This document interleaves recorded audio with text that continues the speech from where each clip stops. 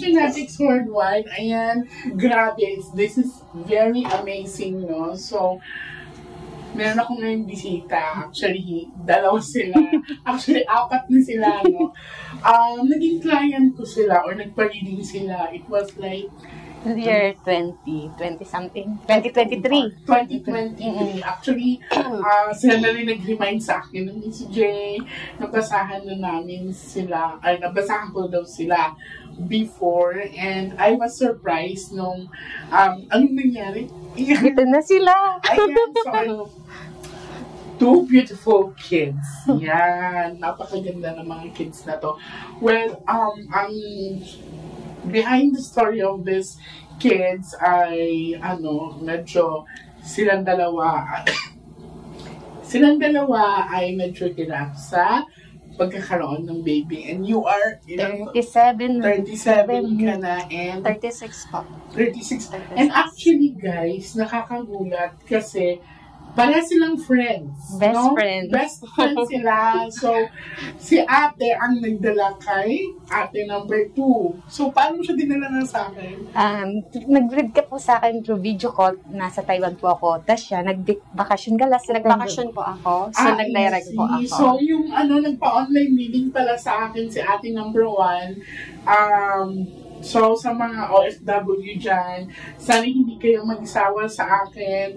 Pwede tayo mag-reading online sa mga taga-ibang bansa. So, eto na, parang nakakaiyak naman kasi yung success nila is success ko. Tapos, hindi daw sila ng dalawang isip na pumunta sa akin na dalhin yung mga kids na to para, alam mo yung, para makita ko at ma-bless ko. Ayan.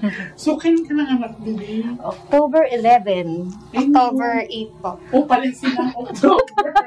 So, ngayon, sobrang talaga, ito yung nakakawala ng pagod din sa mga nahihirapan having pregnancy dyan. Please, you can visit me. Pwede ko kayong tulungan. Huwag mo kayong mawalan ng pag-asa. Hindi lang po kasi sila ang nagbigay ng testamento sa hiwaga, sa power ni Lord, sa pamamagitan na ginagamit ako by them. Yan. So, eto may reading din kami, no? So, chinika ko lang sila muna saglit kasi gusto kong maibahagi ang kanilang masayang kwento for having this beautiful 2 kids. Yan.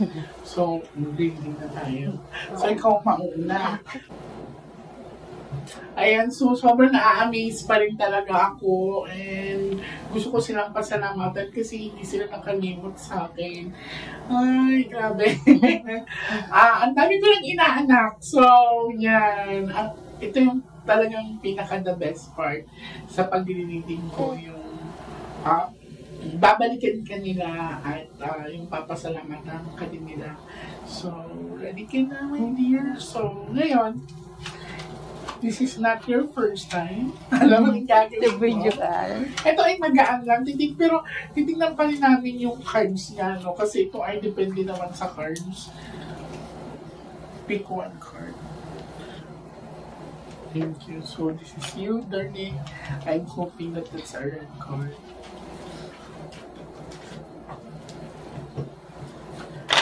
At saka nag-request lang sila na medyo i-blur din yung faces nila. And also for the kids. Yeah. For their privacy naman din. Cut the cards into. What ching?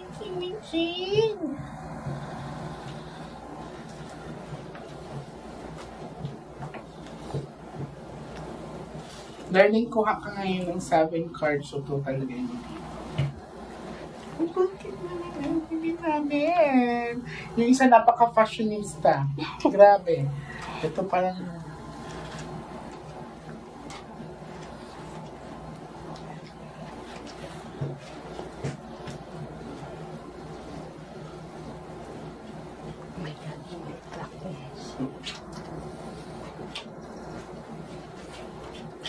so ikaw to, Naling, I'm hoping that this is a red card. Okay, sa red card. So, okay yung mo, diamond ka, no? Isa sa pinakamagandang aura ang Queen of Diamond. Pero sana tuloy-tuloy ito. Yan. Oh my God. 2 hearts. Magbiyahe ka pa. Magbiyahe ka. Alam mo, ang sinasabi ng baraha, ang place mo, if hindi pa talaga dito. I mean, wala pa talagang settle down. Kung nagpaplano ka na mag-stay for good sa Pilipinas, no pa. No? Tapos eto, kasi ito is Ace of Flowers, so travel. And worried ka din sa pinatawag na relationship, may pagdadalawang isip ka. Yun bang yung tipong parang nararamdaman mo na may a little coldness, nag-a-ask ka ng security and assurance sa relationship ninyo mag-partner. How long na ba kayo? 3 years. Bakit may ganito kang pakiramdam? Kasi, It's okay. alam mo po, nung kakamaan, meron siya. Ha? Iba po siya. Pero hindi ko niya asawa. Parang girlfriend. Parang long time. Oh, yeah. It's okay. So, I understand kung bakit yun nag-a-ask. Pero that time po, hindi ko po alam. So hindi mo? Oo, hindi ko alam. Nung naging kami, hindi ko alam. Hindi mo alam? Yeah. Nakita ko pa sa cards before yun, or hindi? Parang nakita mo po siya. Parang wala nakita dati na parang may kakita, di ba? Opo. Yun. Well, anyways, dito kasi, stop worrying, or ang pinapakita kasi ng baraha dito is that, mapapansin nyo, wala kang dyan nakitang diamond, di ba? Puro heart. So, ang kailangan mo is yung emotions mo, kailangan patatagin mo. No? Kaya minsan, parang alam mo yung nakukulangan kayo, parang natatakot ka na magiging secure pa ba kami ng anak ko? Yung parang natatakot ka na baka biglang isang araw putulin na lang yung communication or di na lang magpakita. Ganyan ang fear mo. Basta, darling, huwag lang lumabas ang Ace of Speed, ha? Yan.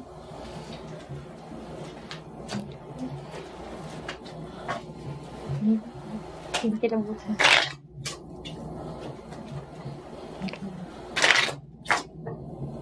So, nag-a-ask siya ng relationship sa according sa baraha. Well, for me, lahat naman tayo talaga deserve nating mahalin, no? Deserve din nating magmahal. Pero minsan, kailangan talaga natin ng assurance sa taong pinagpakasamahan natin, sa taong mamahalin natin. Cut the cards into. Sorry. Okay.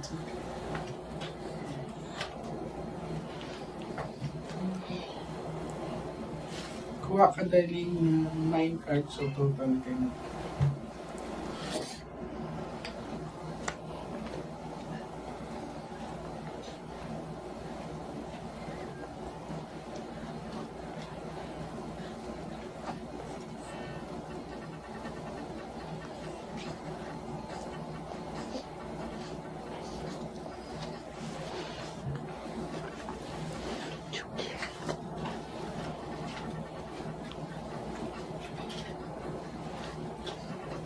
Oh, heart pa rin.